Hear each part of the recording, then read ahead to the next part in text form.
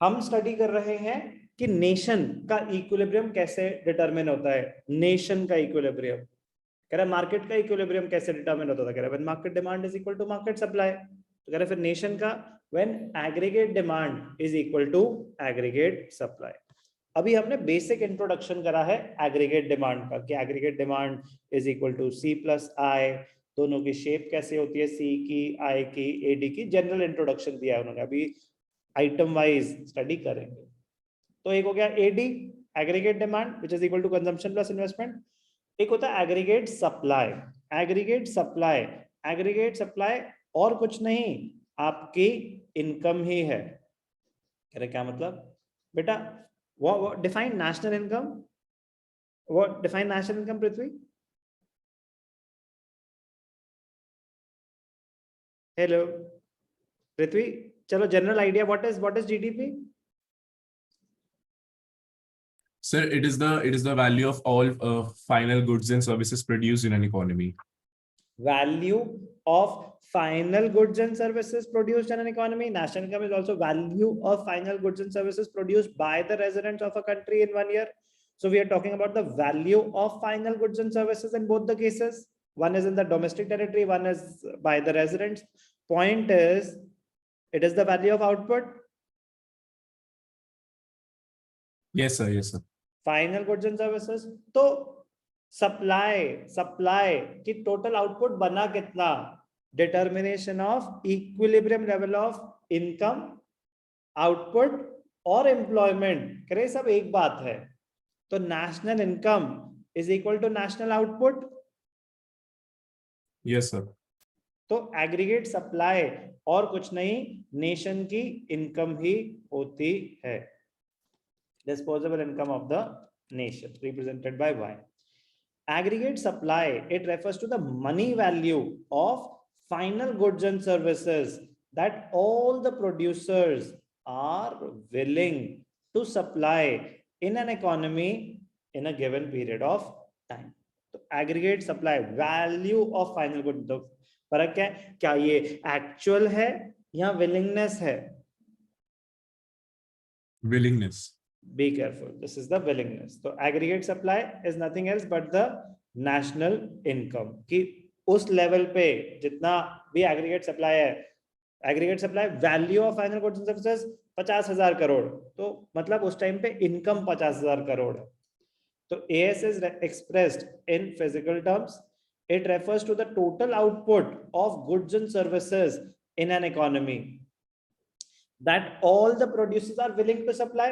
तो equilibrium, aggregate demand, total demand for goods and services by all the consumers, total supply, aggregate supply, producers की willingness, how much they are willing to sell, तो how much you are willing to buy, if it is equal to how much the producers are willing to sell, तो nation would be at equilibrium. तो aggregate supply, the sum total of factor incomes, कह रहा है अब income निकालने का तो income method भी होता है, एक्सपेंडिचर मेथड भी होता है। We can say that aggregate supply is the same thing as national income. आप अपनी इनकम का क्या करते हैं? AS is the same thing as Y। आप अपनी इनकम का क्या करेंगे आदित्य? तो स्पेंड करेंगे जैसे गुड्स एंड सर्विसेज पर, या तो आप स्पेंड करोगे या फिर आप सेव करोगे। तो income will always be equal to consumption plus savings, yes और no? Yes sir.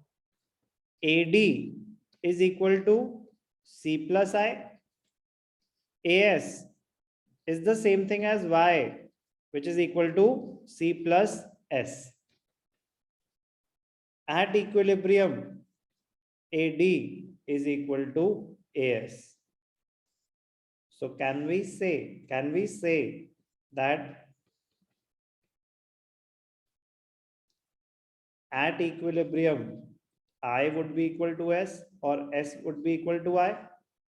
Yes or no? Yes sir. आगे जाके यूज होगा, अभी तो बस आपको ट्रेलर दिखाया है। अभी बस आपको इतना पता होना चाहिए कि AS aggregate supply is the same thing as national income, and the components of aggregate supply are consumption plus savings. कोई भी doubt? No, sir. No, sir. अब ध्यान से देखना, बड़ा interesting point. What is the shape of AS curve? What is the shape of AS curve? चलो एक छोटा सा एग्जांपल. कंजम्पशन आपकी ये है, ठीक है. दोनों में से एक चीज तो दे रखी होगी आपको. Income 0 to 600. और तो चलो ठीक है, हम क्रिएट करते हैं अपना खुद. मतलब मैं बस आपको इनिशियल लेवल बताता हूं, आप करना. इनकम है आपकी 0, 100, 200, 300, 400, 500, 600. साम्या, आप बताओगे बेटा जल्दी जल्दी. अगर कंजम्पशन 40, 80, 80, 80, 80, 80, 80, कंजम्पशन इतनी है, तो आप बताओ सेविंग क्या होगी? 40. स्विमिंग कर रहे हो क्या? हेलो हेलो सर, 40 होगी. सेविंग. आप 0 कमा रहे थे, आप पूरे के पूरे 40, पूरे के पूरे कह रहा हूं, मतलब आप 40 खर्च कर रहे हो और सेव भी कर पा रहे हो. चमत्कार. चलो एक एक करके बात करते हैं. Y is equal to C plus S. आज सुना हमने यस सर. कि इनकम या तो कंज्यूम होगी या सेव होगी, तो इससे सेविंग कैलकुलेट हो सकती है.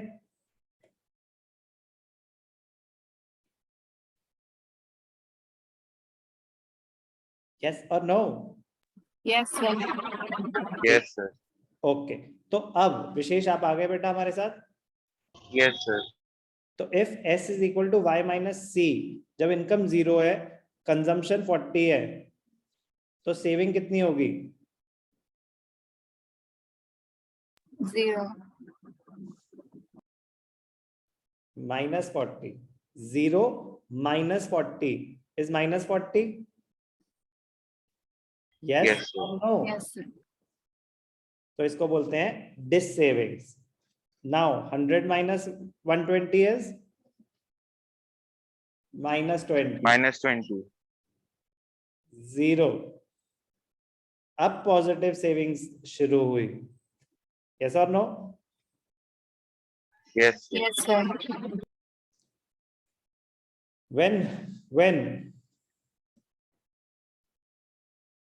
when income is equal to consumption,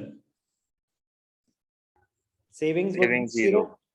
तो इसको बोलते हैं break even point. Break even point when you are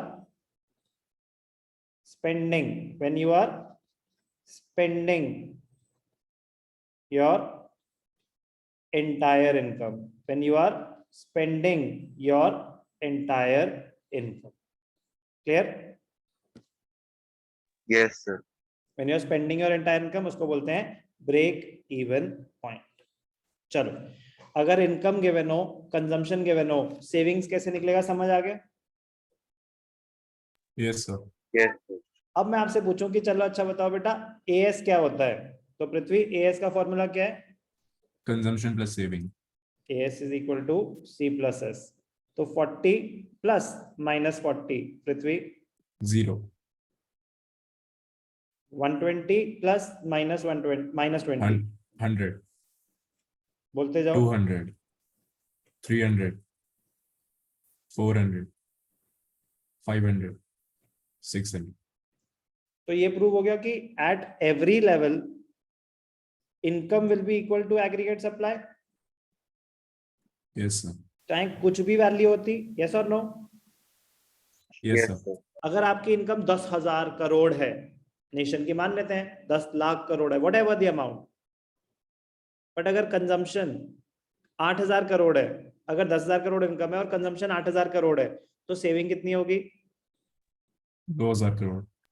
तो consumption plus saving will always be equal to income. Yes, sir. AS is equal to C plus S. So AS will always be equal to Y. Yes, sir. So this gives a shape to the AS curve. आपके course में तो नहीं है ये, ठीक है. So this gives a specific shape to the AS curve. क्या shape? अभी देख, अभी तक सब कुछ क्लियर है? सर कंजम्पशन हमेशा कॉन्स्टेंटली चेंज होगा. वो तो अभी हम आगे जाके नेक्स्ट कॉन्सेप्ट ये है कि क्यों वो कांस्टेंट रेट पे चेंज हो रहा है. Okay sir. Change in consumption is due to MPC. अभी वो आएगा कॉन्सेप्ट, अभी हमने करा नहीं है. अभी तो आप ये लगा लो कि कंजम्पशन मैंने आपको दे रखी थी वैल्यूज, आपने कैलकुलेट नहीं करी, मैंने आपको कंजम्पशन की वैल्यू दी और इनकम की दी, तो सेविंग निकल सकती है. Yes sir. बस इतना. अब सेविंग निकल सकती है तो सी प्लस एस निकल सकता है. Yes sir. तो इसमें कंजम्पशन गिवन थी हमें, हमने कैलकुलेट नहीं करी. कैसे कैलकुलेट होगी वो आएगा. अभी तक क्लियर है सबको सब कुछ? Yes sir. चलो एक बढ़िया सा क्वेश्चन करते हैं.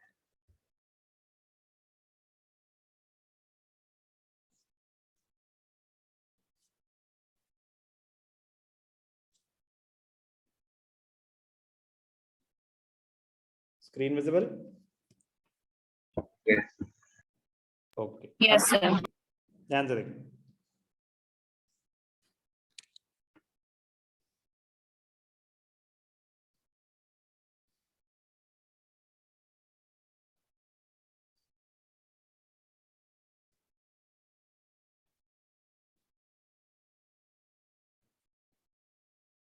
x-axis level of income,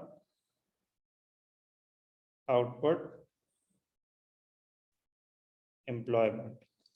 Y-axis aggregate supply, that is consumption and savings.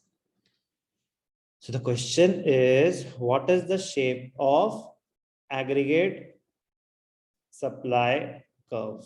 What is the shape of aggregate supply curve? Aggregate supply curve is an upward sloping 45-degree line. Aggregate supply curve is an upward sloping, positively sloped, inclined at an angle of 45 degree.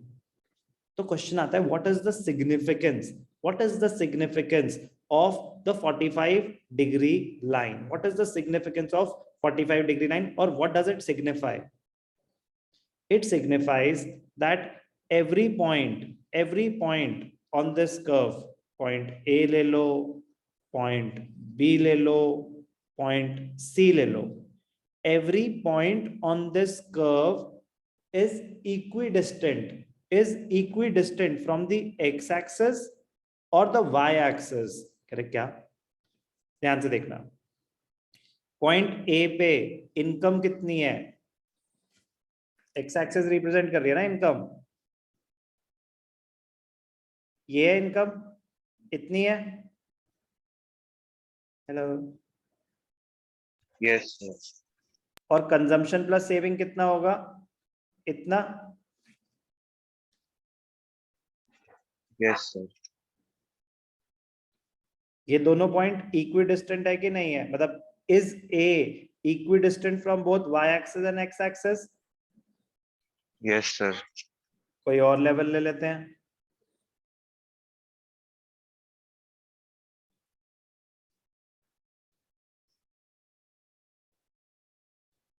क्या इस point पे consumption plus saving और income equal है? Yes, sir. तो ये clear है कि at any point or at every point, every point on the AS curve would be equidistant from the x-axis or the y-axis. इसका मतलब क्या है विशेष? Sir, की consumption plus supply is equals to income. At any Yes, yes, point of time, consumption plus saving will be equal to will be equal to the income. At Yes, sir. any point of time, consumption plus saving will be equal to income. Yes, sir.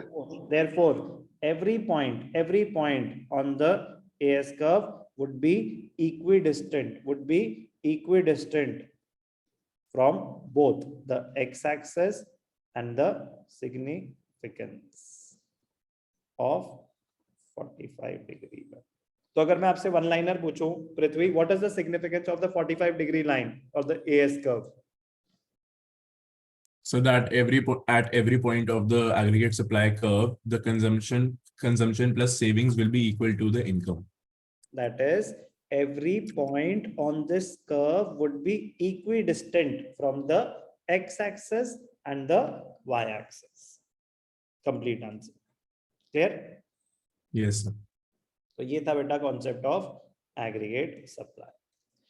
Components of AS. AS is equal to C plus S. सुन लिया हमने. Diagrammatic representation कर ली हमने सारी. ये सारी बातें clear है हमें. काम की बात ये. Significance of 45-degree line. Aggregate supply is obtained by adding consumption and saving. The straight line obtained, which will originate from the point of origin, will form a 45-degree. Starting point क्या है 0, क्योंकि -40 + 40 0. तो starting point ध्यान रखना है 0. AC curve, AD consumption curve और AD curve starts from a point above the origin. Income line, AS curve, also known as the guideline, it starts from the origin. Thereby establishing the relation C plus at all points on the 45-degree line, consumption is equal to income. Consumption, छोटी-छोटी गलतियां हो जाती हैं सबसे. Consumption plus savings is equal to income. क्या consumption equal है हर point पे? No, No, sir. sir. Consumption plus saving at all points. Consumption plus saving is equal to income. It helps under the Keynesian economic analysis. Since two variables, consumption, aggregate expenditure, and income, are measured in the same units, 45-degree line has a slope of 1. So constant slope hai, it bisects the 90-degree angle formed by the two axes. Change in the coordinate on the y-axis will be equal to the change in coordinate on the x-axis. So delta y will be equal to delta x at every point. Yes, sir. Therefore, the slope is 1. What is the significance of AS curve? Every point on this curve will be equidistant from the x-axis and the y-axis. AS curve always a 45-degree upward sloping line. Meaning of AS and shape of AS and components of AS and basic derivations of AS, all clear? Yes, sir.